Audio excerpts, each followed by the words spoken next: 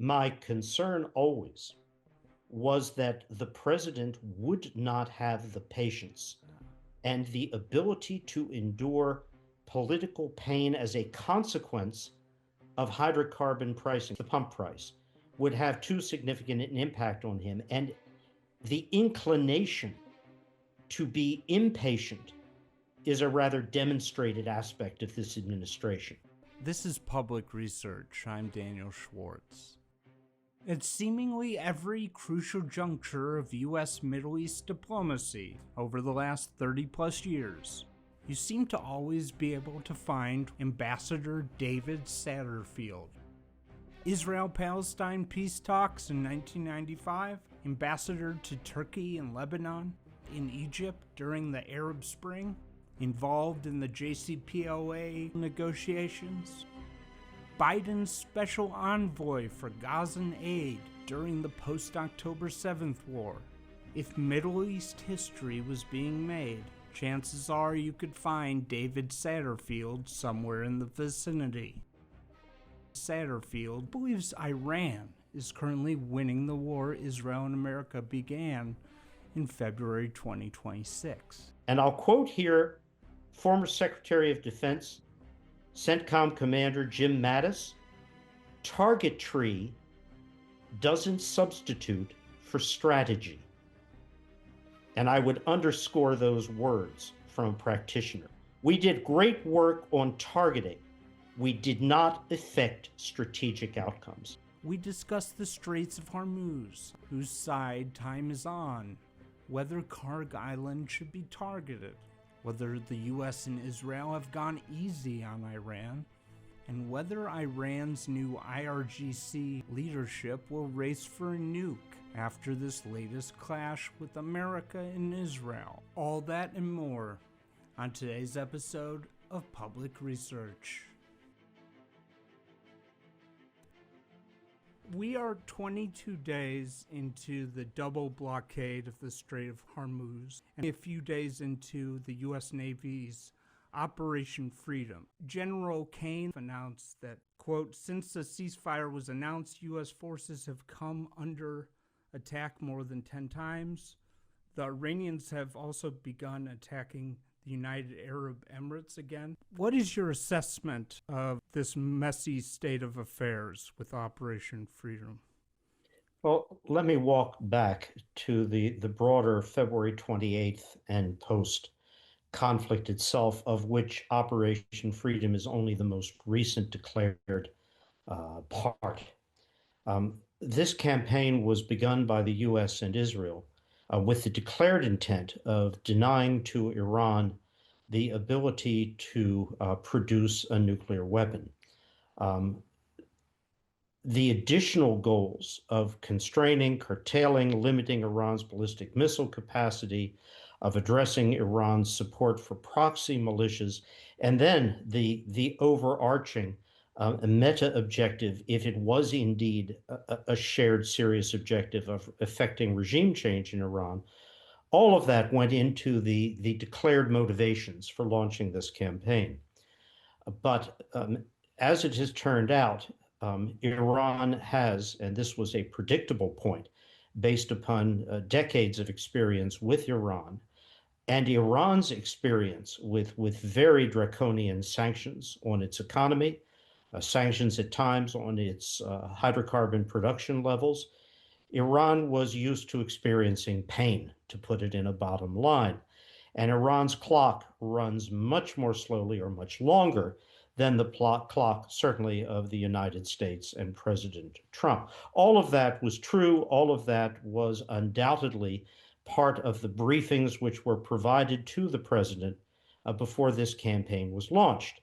But the campaign was indeed initiated in the expectation that, as had been the case with the ouster of Maduro in Venezuela, the effective Iranian non-response to the assassination of Qasem Soleimani at Baghdad airport, the very limited and performative Iranian response to the campaign, the 3 hours in the air over Iran in June of 2025 by the U.S., following the Israeli campaign those 12 or 13 days, that this also would be a simple, brief, in and out, one and done venture.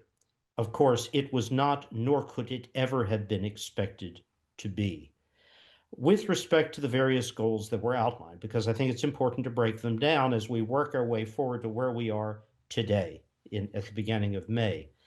Let's start with the regime change objective. Whatever the appraisal may have been, and there are, of course, conflicting and occasionally revisionist accounts of what the views were of Mossad, of Dave Barnea and his team, as communicated to the president in two important meetings that preceded the campaign, one at the end of 2025, the other in the beginning of 2026, between Prime Minister Netanyahu and President Trump.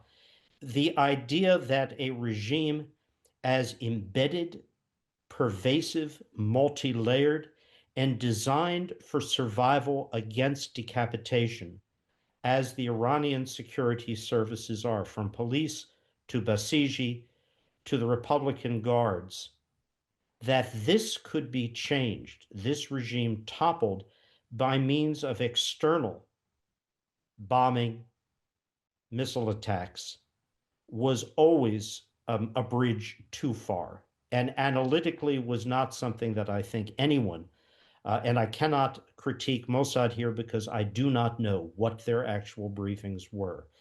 But I do know in the past, Mossad has expressed skepticism of the ability to affect regime change as an institution, while individual operatives may well have felt they had a better appreciation for, quote, fragility, close quote, of the regime. As an institution, Mossad was not overly enthusiastic about the achievability of regime change from outside. But put that for the moment to one side.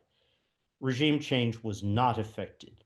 However, the initial days of the campaign did effect leadership change, personality change, but in quite the wrong direction.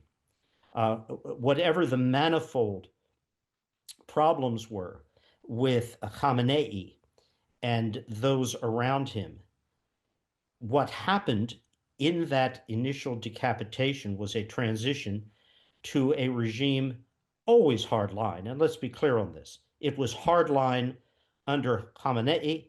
It is hardline now. Every single figure fronting the regime, including Arakci and Robifal, are certainly hardliners.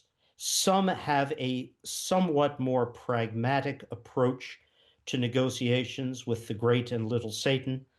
Some have a much more rigid approach, but they're all hardline. What the decapitations did was move the entire regime control structure to the hardest of hardline IRGC figures. In the Northern Ireland negotiations, we used the term hard men. That is what we have now in Iran. And any pretense that there was some positive movement effected by the elimination of Khamenei and others around him, it has been demonstrated now to be simply wrong. This is a much more difficult regime to deal with, always hard, but now harder. And it is a regime which has dug itself in. The digging in started in January, where at least 8,000 Iranian citizens were murdered in the space of about 48 hours by the regime. Perhaps many more were killed. We don't know. A steady drumbeat almost every day of executions trickled out and announced in order to signal to the people of Iran the fate that would await them should they again manifest against the regime. There was only negative movement in terms of the character, the disposition, and the inclination of the regime. So let's move on now to the nuclear program. A first simple statement of fact. Iran had not been detectably pursuing in terms of actual development of production of the components of a nuclear device since 2003.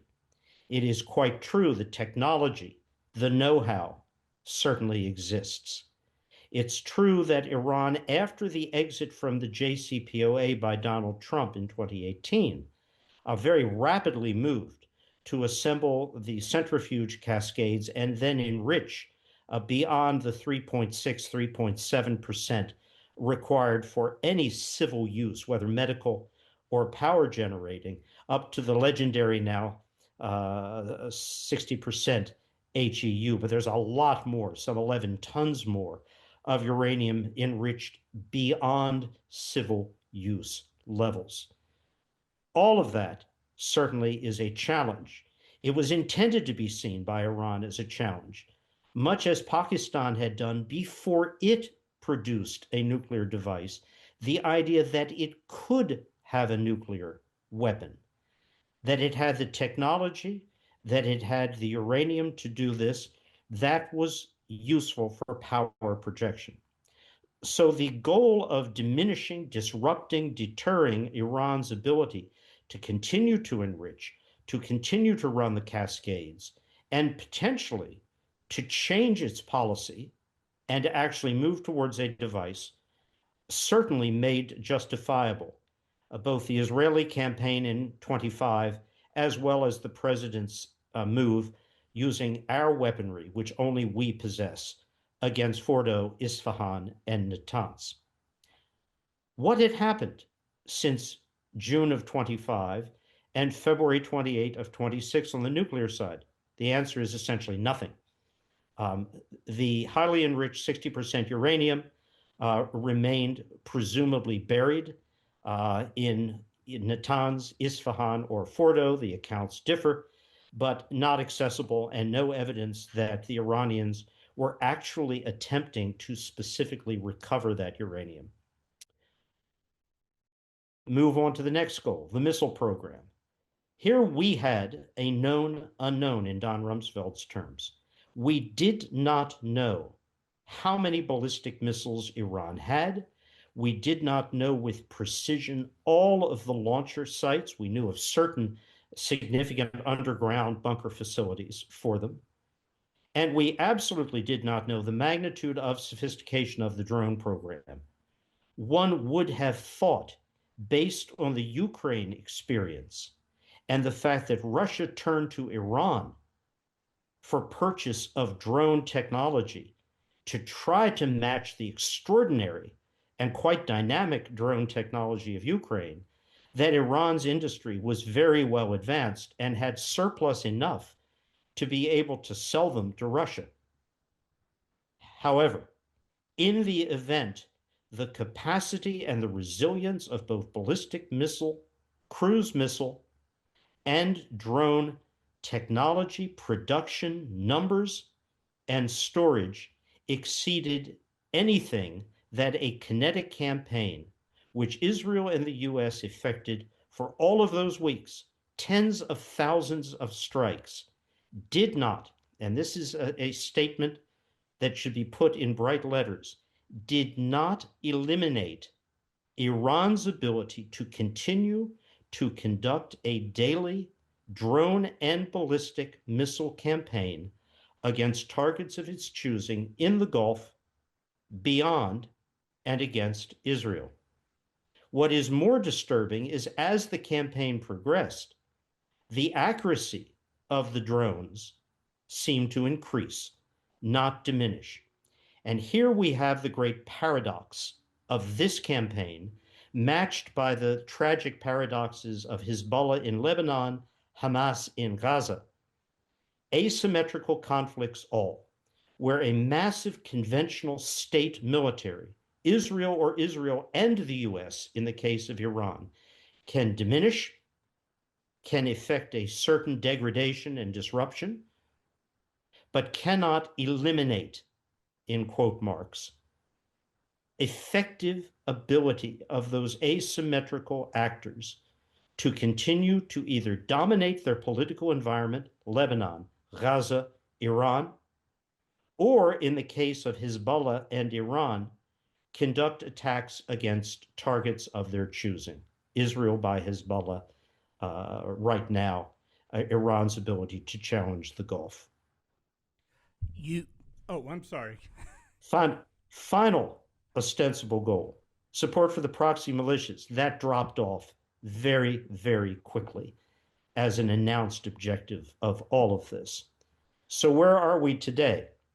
The campaign that began 2 months ago, 9 weeks ago, to eliminate or deter or deflect Iran's ability to acquire a weapon with which it could challenge the world, its neighbors, and project influence, has produced exactly that outcome.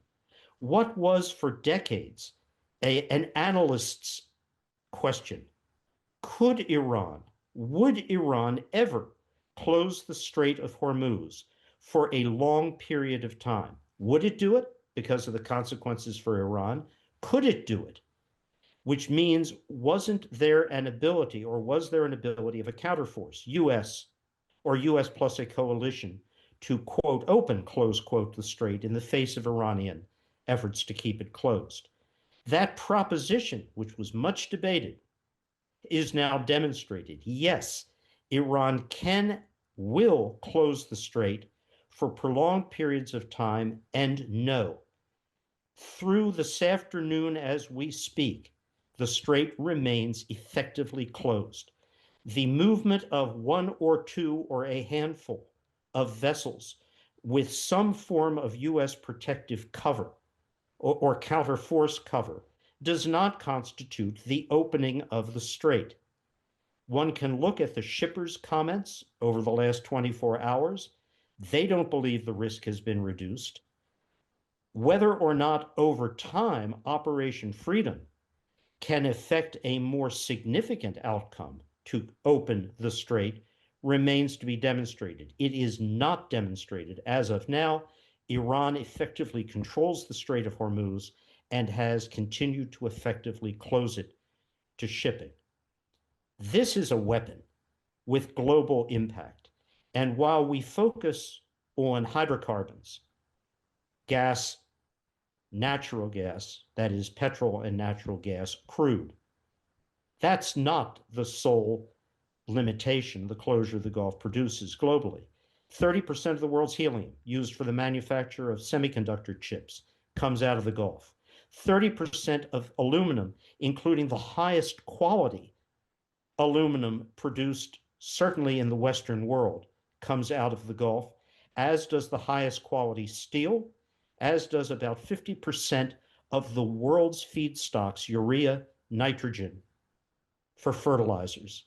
These are critical items, all of which are bottled up in the strait. So, the impact of what Iran is doing is global, it's profound, it has weaponized the strait.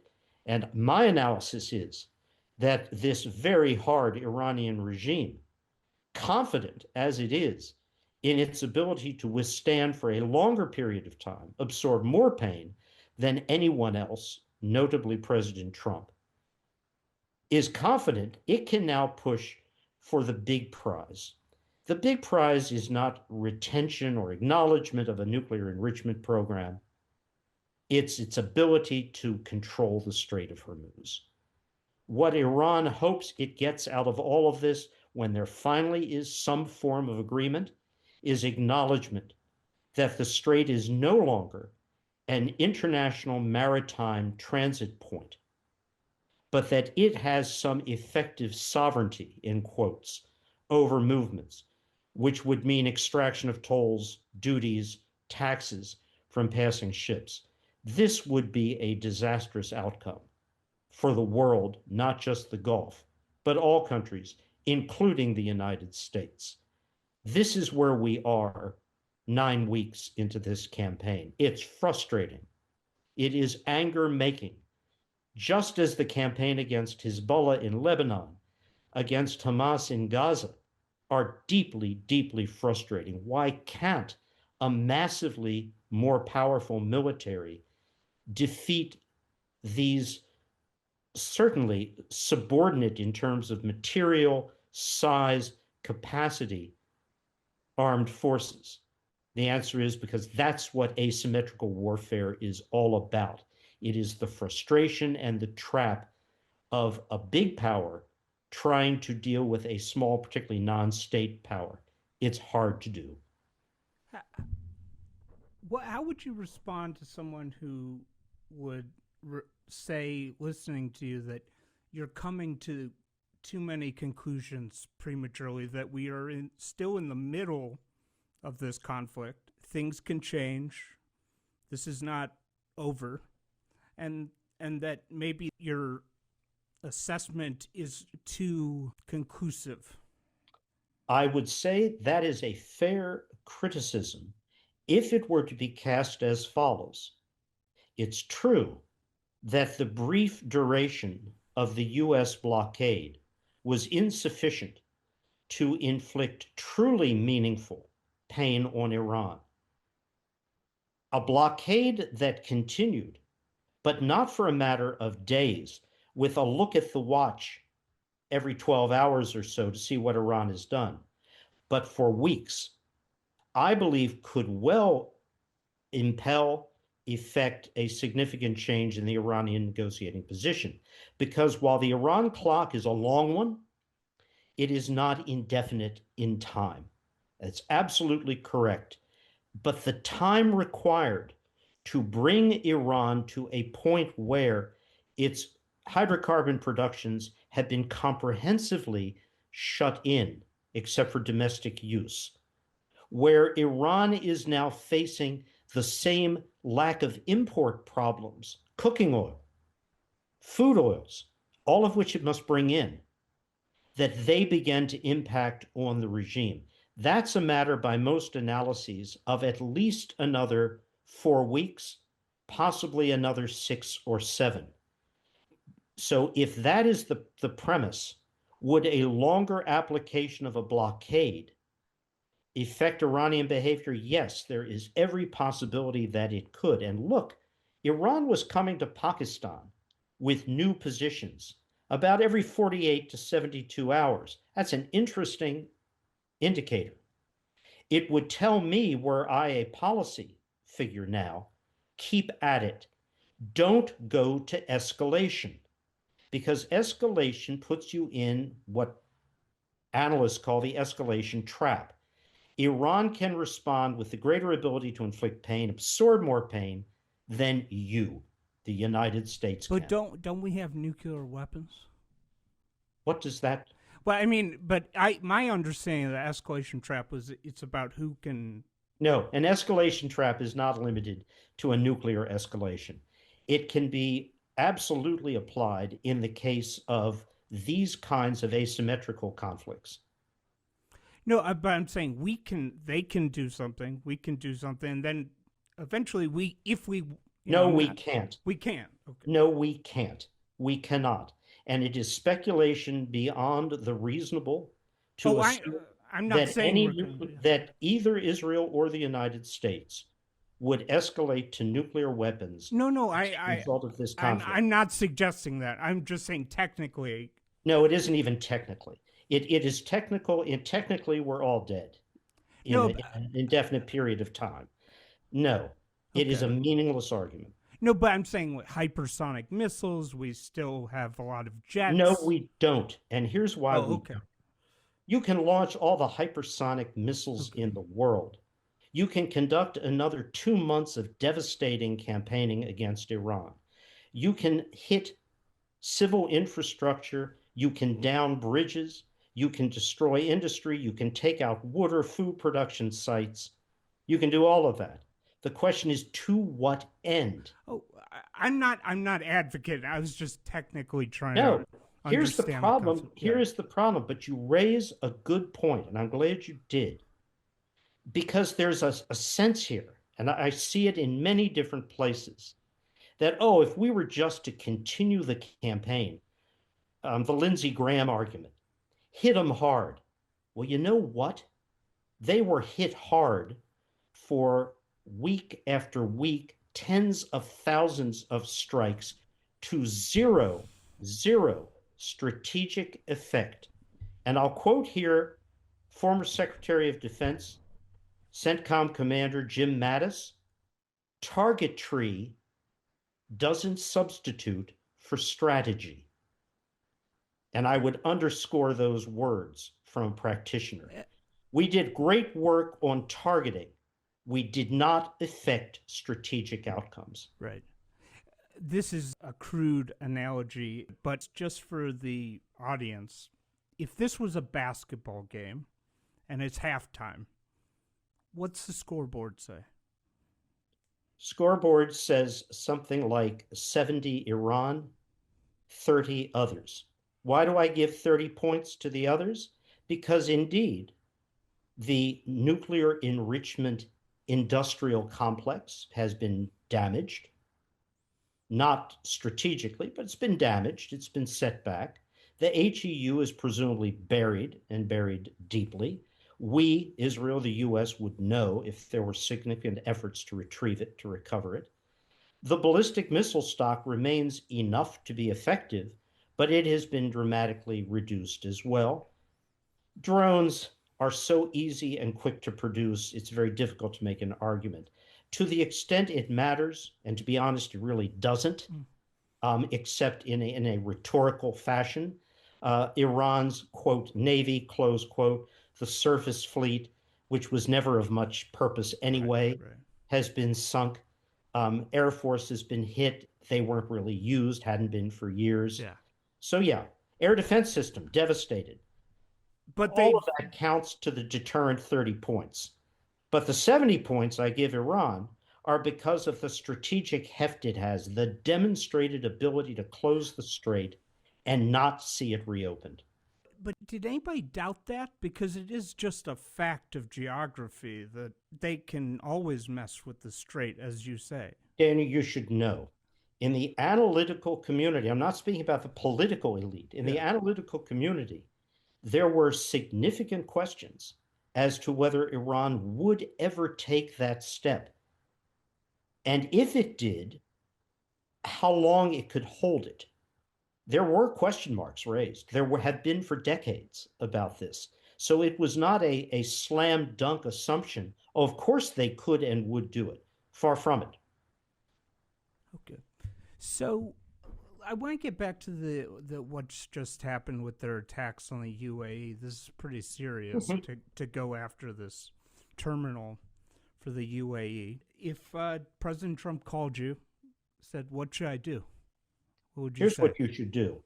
You should go back, Mr. President, to the most rigorous blockade and global campaign to find, seize all Iranian shadow fleet vessels that are still floating, still moving, still have cargo underway, bound for Iran or out from Iran. You should continue the campaign as aggressively as you can against all of Iran's continued ability to access financial assets outside to manage imports.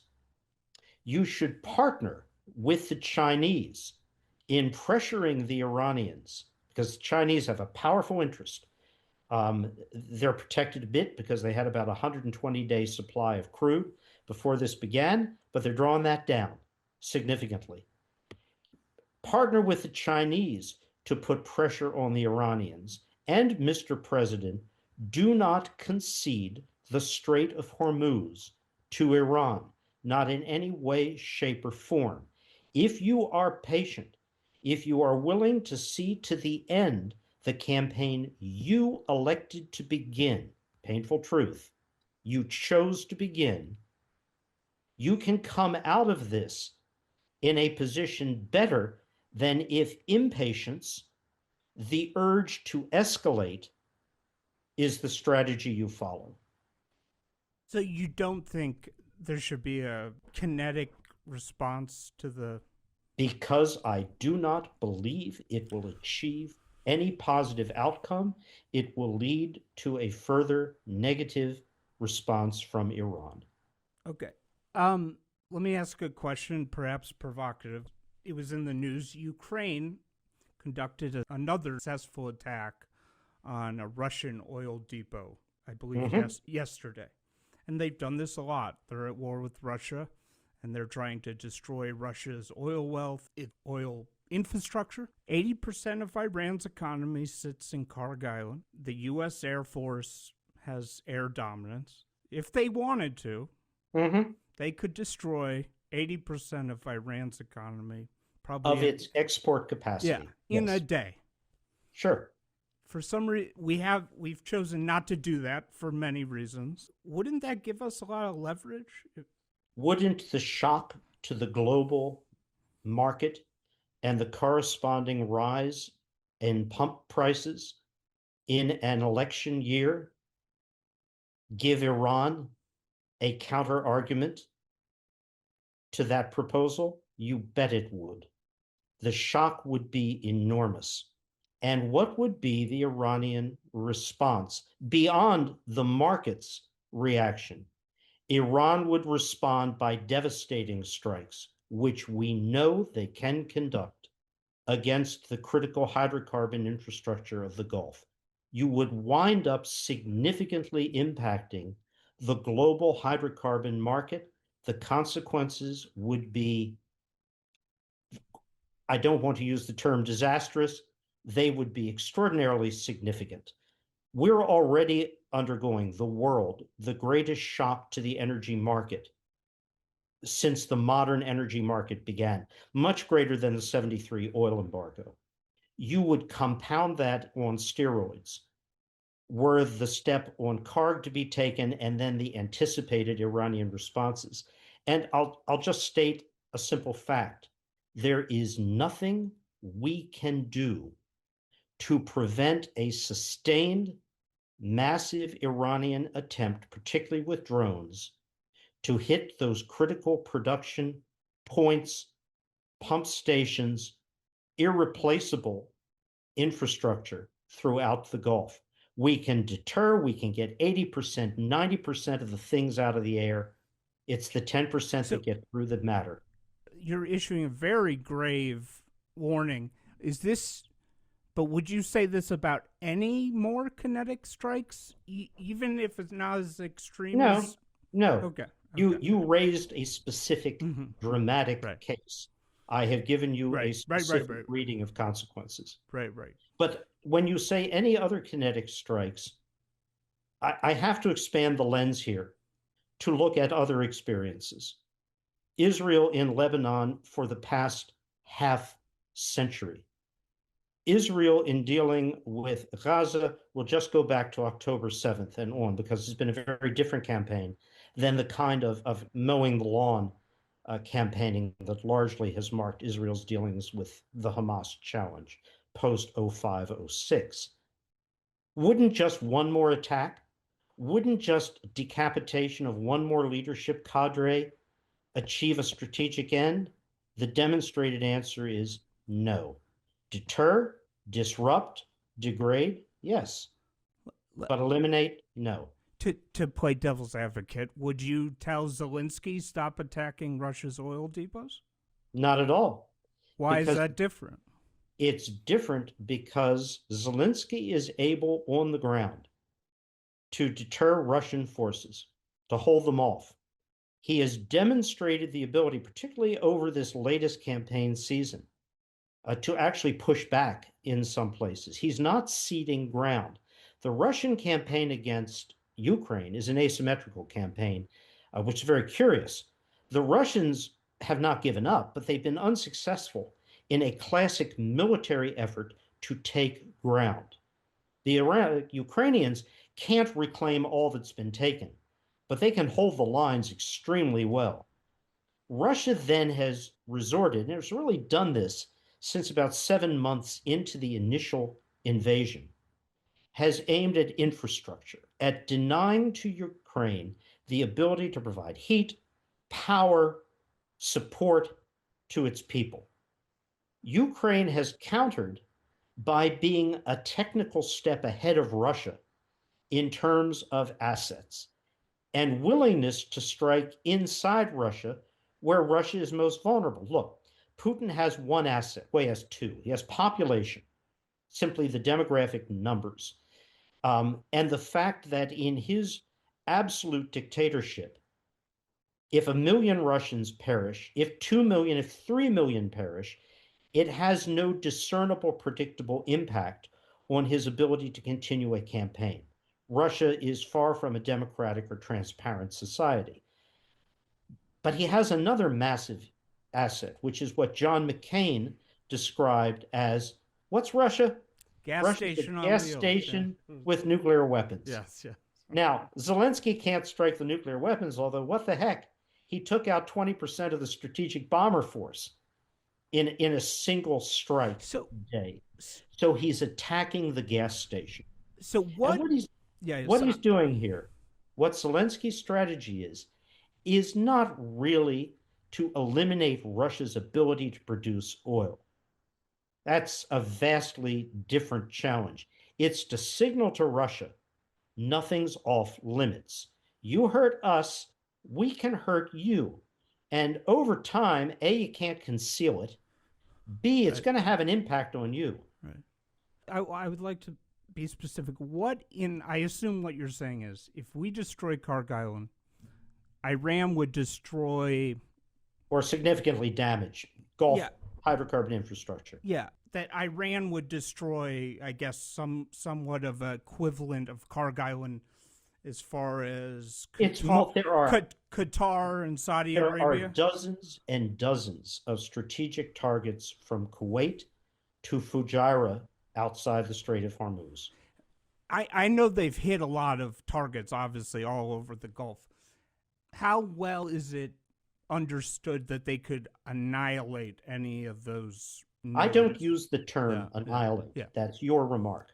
Yeah. What I have said is Iran has the demonstrated capacity to effect strategic and enduring damage to critical points in the Gulf's hydrocarbon infrastructure. Right. And that's without mention of the ability of Iran, if it chose to really escalate, to go to civil infrastructure, primarily desalination facilities. So I assumed that I was wrong. I based on some of your past interviews, I thought you thought the blockade wasn't really going to work, that they could outlast us, and that basically your stance was negotiate, basically come to some kind of a sanctions relief just to get the straits open, basically do what Iran wants, which is cut a deal on the straits. That's a bit of a caricature. Okay. No. I was going to say that was that was what I assumed. But yes. Based on what you said, you seem to think actually this blockade strategy, this is probably the best card we have left. My concern always was that the president would not have the patience and the ability to endure political pain as a consequence of hydrocarbon pricing, which really means gas at the pump, because we're very well protected for natural gas and fertilizers and many other products. It's the pump price would have too significant an impact on him. And the inclination to be impatient is a rather demonstrated aspect of this administration. Nightly, multiply conflicting statements of intent, declarations of success, which are then contradicted 2 hours later by declarations of what we're going to do to achieve success, that if patience was the strategy and the enduring global scope of sanctions, all of which are part and parcel of what U.S. Treasury and other communities can do, that I think would have a predictable impact. Now, how far? What can you get? The goals now have to be the Strait primarily. Can you get some sort of agreement on the nuclear program? Yeah, I think you probably can get some kind of formula. But the character of that formulation on the nuclear program has now been subsumed by the overarching importance of opening the Strait on the status quo ante February basis. Would you be willing, if Trump called you up and asked for your advice, and Iran offered some kind of deal, we go back to the old status quo, no tolls on the straits, in exchange for, what is it, $20 billion of frozen assets returned to them, or, quite a bit of money given to them, basically, to get to the status quo. and he said, should I take the deal? What would you say? Not without some formulation on the nuclear program, and not without at least a look ahead to reducing the threat posed by Iran to the Gulf, to its neighbors. Can you get all of that? It's very hard to do. Look, this was a campaign of choice based upon almost wholly mistaken assumptions. It has put the U.S. now, and frankly, with it, Israel, in terms of its ambitions, and the Gulf, into a very difficult position. Options that were available before this campaign began are much more difficult to see achieved now. It's why I give Iran that 70-30 halftime score. What are those options? The focus overall, I'm speaking of the globe now, and I think of Donald Trump, on getting the strait reopened, of not appearing to cede to Iran control of the place that 12% of the world's maritime traffic goes through, and all those critical components I mentioned.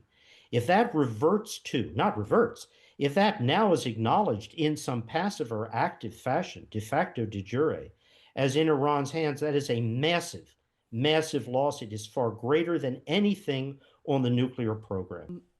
When you say formulation, what do you mean by that exactly? Like an agreement to have future discussions about the nuclear program? We are not in a genuine negotiation. You got a handful of people talking through an intermediary, Pakistan, exchanging points with each other. The JCPOA was over 100 pages long plus annexes. It took 2 years to achieve. Every word was argued over and debated, and a huge team of professionals, not just from the US, but the international legal community, the IAEA, worked to eliminate as many as possible of the points of ambiguity or loopholes. This is not that negotiation. It never was. This is backed into a corner by a recalcitrant Iranian regime. How do you effect some outcome that can be declared by the president as something less than a failure, or to flip it more accurately, that the president can declare to be an historic success? That's a problem. I don't have a ready answer for it. But whose side is the clock on now? Because we know the gas. It's always been on Iran's side. Well, let's talk about that. What's the inflation rate in Iran right now? Doesn't matter. Not in the near. Because they're brutal. I understand. I understand. They're willing to kill. I get it. They've lost a lot. Doesn't matter. Okay. I'm saying Kharg Island might be filled up. They might have to close down. What is there no limit?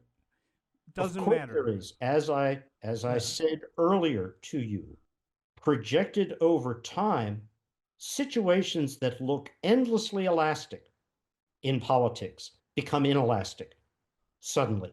That is to say, boundaries set in. But it takes time, and Iran's capacity to play the clock and absorb pain is very, very significant.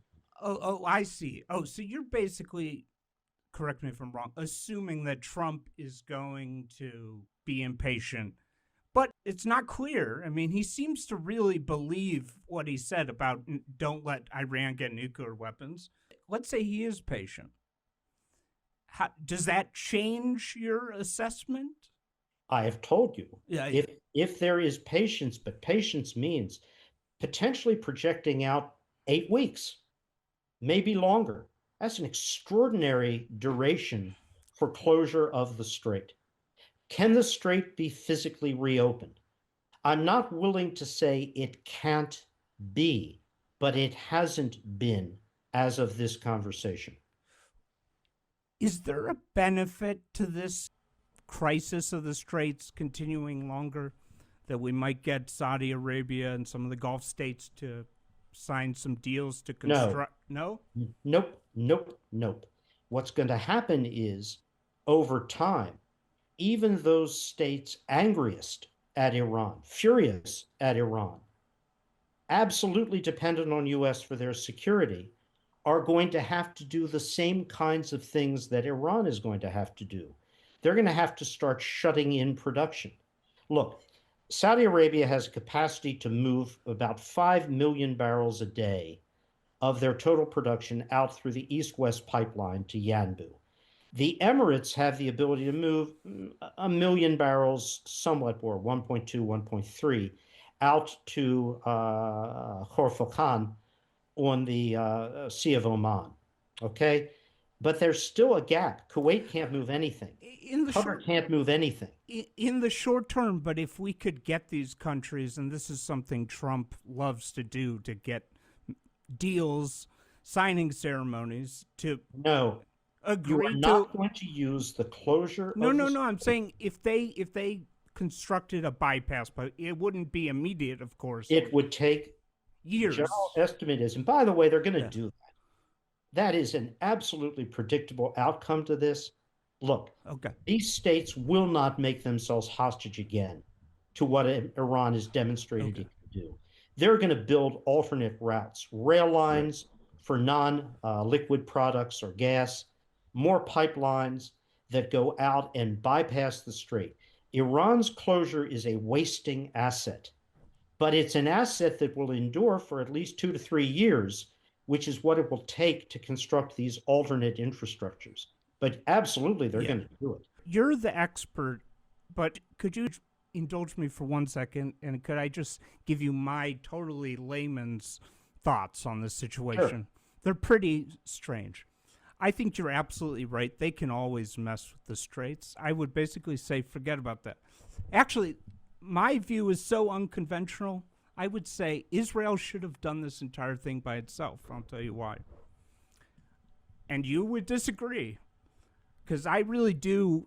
I don't know if you saw. Do you see the Iranian regime is putting up Hitler posters across Iran? No, that I haven't seen. Yeah. But no one needs another reminder of the fundamentally anti-Semitic character of Iran's view of Israel and, when it needs to, the Jews. Right.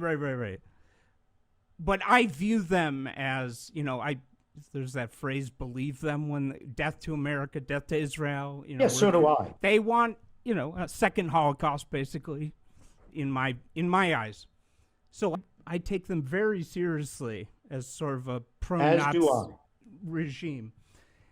And I think Israel would have been better off to go in this alone and to really go gloves off. And I know it would be devastating, but destroy Kharg Island, destroy power plants. And I'll tell you why. Let me ask you a question. In 8 months, there's 2 headlines you can read. One headline: China imports new radar system J-10 jets to Iran as Tehran rushes for nuclear weapon. That's one headline. Here's your second option. Tehran still struggling to repair electricity grid in its capital. Which headline would you choose? There are many other headlines between those 2 extremes, but it's a false choice to ever choose. It's the old, what does a bureaucrat recommend to their boss? Nuclear war, complete surrender are options A and C. Option B is a course that lies somewhere else. So I won't respond to your outline. What I will say this is the combined ability of Israel, with all of its prowess, and the United States to effect the damage that they did could not have been done by Israel alone. Simple statement of fact. The damage that was effected on Fordo, Natanz, and Isfahan, literally only the U.S. in the world could do. Weapons and delivery systems, we're the only ones who have it. So there are limits. Yesh gavul, as the expression goes. There are limits here. And there is an overestimation that simply massive infliction of harm to civil infrastructure produces strategic outcomes. I Would it impact Iran? Over time, perhaps, but in the immediate future, the impact would have been global and it would have been focused on massive strikes directed against the Gulf. And here I'll tell you perhaps an uncomfortable truth. It is not in the interests of the United States, which has both global and domestic market accountability and responsibilities, to see the devastation of the global economy as a consequence of an action which might or might not, over a short, medium, or longer term, effect a particular set of strategic outcomes in Iran. Yeah. Here's the hard situation we're in. Do you agree with me that now they will probably rush for a nuclear bomb? No, You don't think so? no, no, I don't think so. Look, why did Khomeini um, never pursue the bomb in any fashion beyond research and technology? Why did Khamenei issue his fatwa? Why has there been, statement of fact here, not supposition, why has there been no discernible to Israel or the United States pursuit of a nuclear device since 2003? Because Iran believes, this is my assessment, that if it were to do it, we, US, Israel, would find out. The consequences would be devastating globally. Russia and China would not countenance, could not excuse or support a nuclear weapon. They chose instead the more effective but less dangerous pursuit of the enrichment program as a performative gesture to the world that, well, if we wanted to, we could pivot to a device, and here's the uranium stockpile, already a matter of weeks away from enrichment. That was a more effective and safer tactic for them to use. Again, this isn't analysis as much as it is, this is the assumption of the global, But including. about the fatwa, if that was the case, well, there was Yes, a fatwa against nuclear. Why did you do a nuclear deal with Iran? There's a fatwa. Nothing to worry about. because what that deal did, what the JPOA, the Joint Plan of Action, then the JCPOA did, was something which, very interestingly, over the last several years, Israeli national security professionals have acknowledged was, belatedly, but was effective. It prevented Iran for a period of time, and we can be critical of sunset clauses, absolutely. I'm not going to defend that, not at all.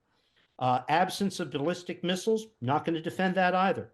But just focusing on the nuclear program, it provided an intrusive and functional regime that prevented the construction and operation of the cascades of possession of enriched stockpiles, of which there are now tons in Iran.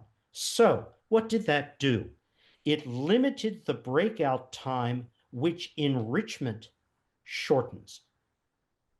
If you understand the point here, it is not the breakout time, which has always been somewhere between a year, 2 years, 2.5 years to the device, but the uranium to go into the device would have been credibly delayed by a significant period of time. With the exit from the JCPOA, that that deferral of breakout time was eliminated. Yeah, I was just questioning the significance of the fatwa. But let's talk about the situation before this began. Let's talk about North Korea. So I would say I don't love Trump at all. God. Pete Hegseth, the clown from Fox News.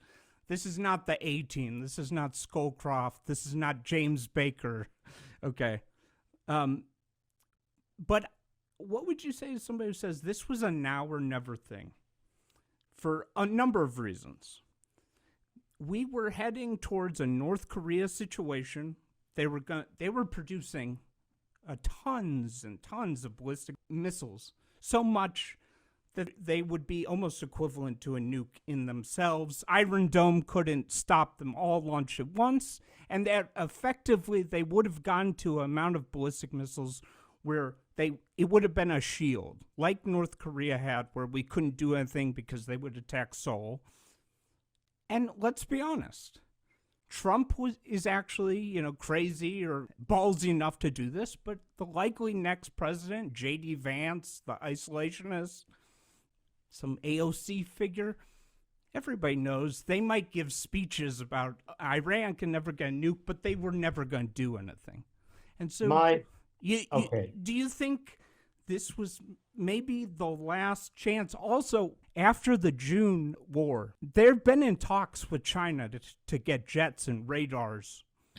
They were going to try to replace the horrible Russian air defense that failed. And are we assuming that we were always going to be able to have the air dominance we've had, or was that a closing window? How do you respond? The air dominance window was never a closing window, never a closing proposition. There are no systems. No systems. The S-400 Chinese equivalents that are not defeatable by both Israel and the United States. Again, full stop. That wasn't the issue. But I'll answer in a fashion that perhaps will be surprising to you. I could see the value of dramatic diminution of Iran's ballistic missile stockpiles, of its production facilities, and of the air defense network that protects those places. I absolutely agreed with the campaign against the nuclear enrichment process. What the JCPOA withdrawal in 2018 had given birth to had now created a real and present threat that absolutely needed to be addressed. However, what my support for those steps was based on an expectation that they would translate into some enduring strategic change, rather than, oh, well, let's go back to rebuilding what we had. I also held out the proposition, which has now been disproven completely, that just maybe enough of the ballistic missile force, cruise missile force, drones were always an unknown, could be destroyed, that Iran's ability to project risk, actual risk by strikes, would be dramatically reduced. That has been shown to be incorrect. The campaign could not do it. I don't think a continued campaign is capable of doing it either. But would I have accepted the risk of these strikes if a strategic outcome could have been the end state? Yes, absolutely I would have, because like you, I do take seriously death to America, death to Israel. I don't believe it's a slogan. I believe it motivates this regime. It is a murderous, terrorist regime, threat to its neighbors, to its own people, to the world, to Jews everywhere, just as is Hezbollah. Each deserve to be in the graveyard of history. The question is, what are the tactics that first limit, constrain their ability to hurt, and then ultimately produce a fundamental change where they themselves go away and are no longer present as a risk? What has happened in Iran since February 28 has not diminished the risk of Iran. It has increased it because it now has shown we can stand up to the two greatest militaries effectively in the world. We can still hurt you, and the number of yous is an enormous level, from Azerbaijan to Turkey to Oman, for goodness sakes. If we want, we can get you. And the US, in the Iranian phrase, cannot do a damn thing, close quote, to stop it. We could destroy their power grid, couldn't we? There is a point here where actions go beyond constraining the military or threat ability of a regime to hurt, and goes into pure attacks on civil infrastructure. You've heard this debate No, put out in I'm the just past. saying, but technically, there are things we could do that they would affect them. But again, we're in a circular Right, argument. right, right, We've right, right, addressed right. this issue Right, right, at right. least once, maybe twice. I'm going to wrap Iran's up. Yeah, yeah, we could, and Iran's ability to do things that would hurt all of us. Now, look, I have to speak here. yeah, I'm not speaking now for Israel. I can't do that. yeah. I'm speaking for the United States, which is in a very different global position. We're not going to collapse the global economy in pursuit of a goal which might or might not be achieved by a particular action. If the CIA did say that the new IRGC leadership had decided they are going to go for a nuke, would that change your calculation? Oh, I believe if there were a definitive intelligence finding that indicated that a nuclear device was in the process of being put together, the components manufactured, then what I would argue is you strike at the facilities and you strike devastatingly where they're being produced. You don't hit bridges and power stations. You can't hit Pickaxe Mountain though. It's too deep. If indeed Pickaxe Mountain is being used. Wait, I mean, let me just and have you know what? Yeah, I'll take your argument and I'll take it to a quite logical and reasonable extension. Okay. If you find the power source for Pickaxe Mountain, you take it out. Yeah, I see where the distinction is. The intelligence that would indicate an actual process, not a notional decision, but an actual process was underway, is associated with places. There are always vulnerabilities at those places. Maybe you can't get underground, but there's got to be an above ground power generating source. There have to be lines that go in there. If they're not pursuing a nuke, why are they constructing Pickaxe Mountain this deep underground? Are they trying to do a racquetball court? What's it for? Oh, no. It is all part of this extraordinary, decades-long performative effort to show to the world, okay, you hit Fordo, Natanz, and Isfahan. We're going to build a facility. Maybe there's nothing in it. Maybe there is.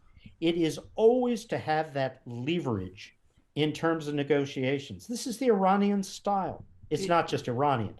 Many others do it as well. So I just want to understand, instead of the war, if Trump had asked you, you would say pursue a diplomatic path to deal with these issues instead? You mean if this was before February 28th? Yes. What I would say is, Mr. President, you need to outline, with input from your defense professionals and your intelligence community, what do you want to do? Now, your goals can be very expansive. They can go, it's nothing wrong with saying, I want to do regime change. I want to dramatically end or constrain a nuclear enrichment program. I want to transfer out of the country HEU. What you're defining, Mr. President, by HEU, is it 11 tons, 12 tons, 900 pounds? What is it? I want to keep the strait open. I want to constrain ballistic missiles, longer range ballistic missiles. Those are all fine goals, and they're appropriate for a president or a policymaker to outline. But then, Mr. President, you need to hear from your professional communities, what do we bring to the ability, or we and Israel bring? Could it be we, Israel, and others globally bring to your ability to affect any of those goals? All right? You lay that out. Then you have to do a deep, cold-eyed dive on what does Iran bring to the table. That's the clock, ability to absorb pain, multiple layers of built-to-survive security forces, the willingness to kill their own people, demonstrated in January, not theoretical proposition, previous experience with the regime, how long it takes to impact them economically. You weigh that and you do what we used to call RAND systems analysis. You do a vector analysis. What are we bringing? What are our goals? And then, Mr. President, you have to decide, Some of the goals you've just outlined may not be achievable. That's a perfectly legitimate outcome to this analysis. Some of the goals are achievable, but it will take these assets to be applied over this period of time. And if you want to do it, if you're willing to pay the price, time, cost, we think these might be achievable. But here are the Iranian counters to it. Some of them might be achievable with endless time and pain.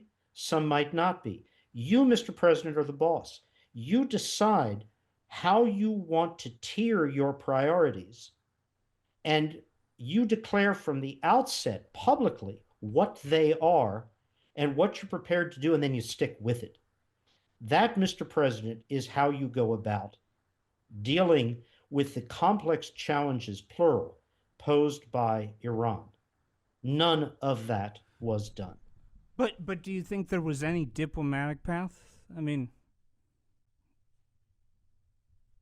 I believe there was a theoretical diplomatic path, but where the options lay within that path, that is what the boundaries were in terms of U.S. bottom line, Iranian bottom lines, I was not part of those negotiations, and I'm not going to step in to say, but I'll tell you this, with respect purely to the nuclear program, they would not, it appears, have been anything close to the constraints of the JCPOA, with one possible exception, which is Iranian agreement for a period of freeze on any enrichment activities in exchange for a significant release of assets. yeah, I hope we don't give them any sanctions relief. I hope we don't either. Yeah. I don't, but my goodness. It's a tough choice, though. My goodness. How far have we come from the walkout of the JCPOA and the criticism of a much smaller pallet of cash that was loaded and sent to Iran? What was the wise decision back 7, 8 years ago? We're not there. We're where we are today. There's buyer's remorse, I think, on multiple sides. I think we're winning. I think we have unemployment below 5%, and I think their economy's in free fall. I think the clock's on our time. And if it's allowed to run long enough. I hope it does. I just want to close because your career is just extraordinary. I mean, amazing. Gaza, Israel, close on that. What do you make of the claim that Gaza, and the claim is that it continues to be a genocide? I have never, and I do not now, believe Israeli conduct in Gaza constitutes, quote, genocide, close quote. And full stop, no asterisks, no quibbles on that. Yeah. And by the way, I agree with you. I thought the way Israel conducted the war was very stupid, all this bombing. I think they should have done a very bloodless approach that probably Biden wouldn't have allowed, which is if you don't give back the hostages every 2 weeks, we take 1% of Gaza peacefully. In a ceremony, maybe, to do stuff like that. They should have been creative. The bombing, I think, was totally stupid, and the conduct of the war was stupid. Although I would argue in the case of both the government and the IDF, the Israeli people demanded, required in the trauma that followed October 7th, a kinetic response. The question arises, run the clock forward to July, August of 2024, when the most senior Israeli professional security officials said, we have exhausted the day-by-day strategic gains of a kinetic campaign. What is needed now is the retention of kinetic pressure, decapitation, respond to exigent threats, but we need a political resolution. And again, to state the obvious, the prime minister was either unable in his cabinet calculus or unwilling to see any form of political frame as his own professional national security advisors recommended, put in place. And we got the following 16, 17 months of bombing, of ground campaigning to no great strategic end. What happened then that got the hostages out?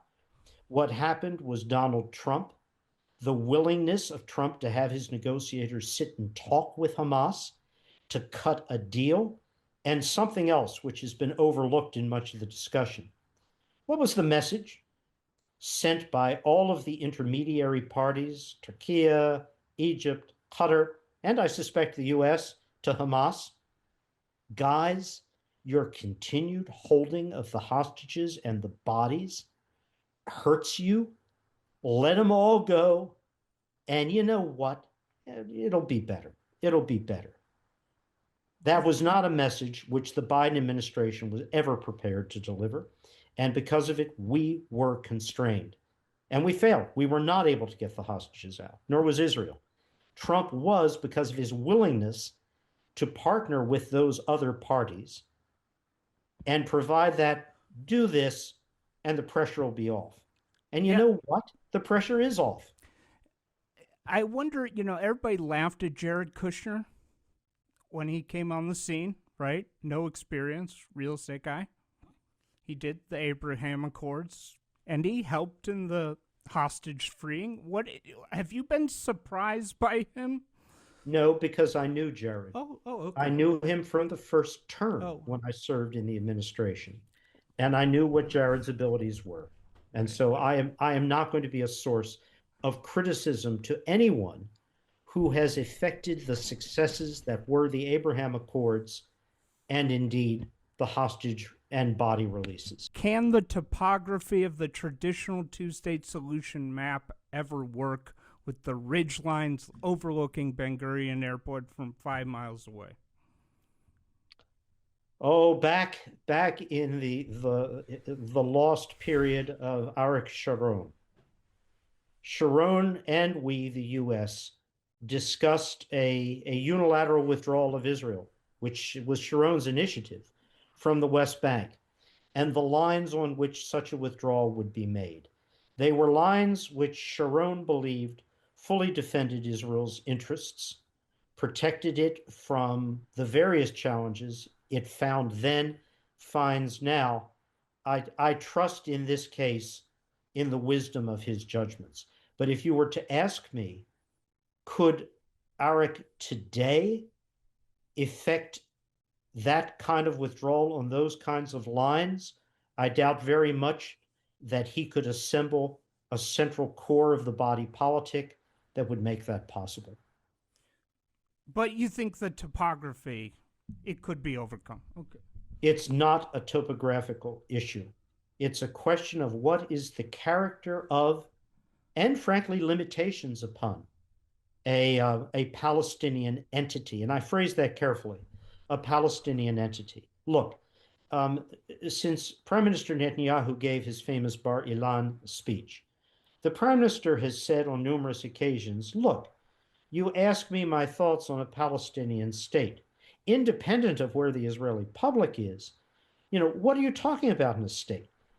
Such an entity could not have security responsibility. It could not have control of the Jordan Valley. If those must be in Israel's hands and only Israel's hands. If that's what you're talking about, we see. I don't think topography is the issue. It's the character of that entity. And frankly, I am the first to volunteer the oft expressed view.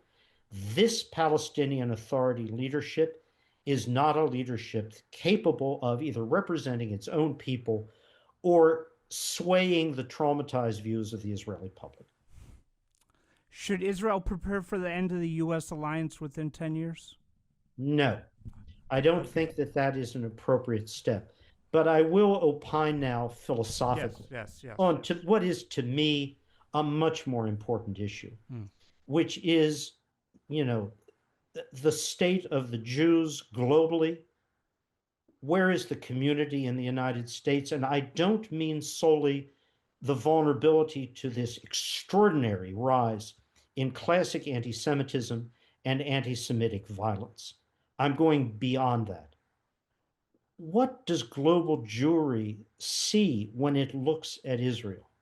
the generational demographic changes in the US, around the world, that have distanced the community from the Holocaust, the immediacy of the Holocaust, the immediacy of the message of Zionism as it was widely understood and broadly supported, to a distillation of this government of Israel, this prime minister, Gaza, Lebanon.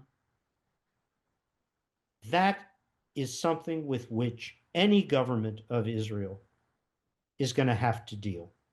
It's a profound change. It's generational and was happening already. It has been accelerated by the extraordinary events of the last few years. And it is done so in a fashion which has put the community at enormous risk, a risk which I think is not going to go away when the confrontations, the conflicts in Gaza, in Lebanon, or even Iran go away. That's profound. And we haven't even gotten into the issue of the two different communities in Israel itself. And how do they reconcile with each other? Yet you're absolutely right. Having Israel front and center in American politics for 3 years has been very bad, and it concerns me greatly. Yeah, but I will say, even without the war, there's factors going on with the behavior of big tech companies. They've basically gotten rid of content moderation, and there already was surging anti-Semitism even before October 7th. So, but not on the scale of violence that we have seen, and are seeing accelerating, not diminished. Right. And it's something that appears to be outside the ability of even the most friendly and engaged governments to try to stop, because of the level at which it's occurring. And this to me is horrific, absolutely horrific. Thank you so much for talking to me, Ambassador. You're just a wealth of knowledge, and thank you for your service to our country. And thanks for engaging. Thank you.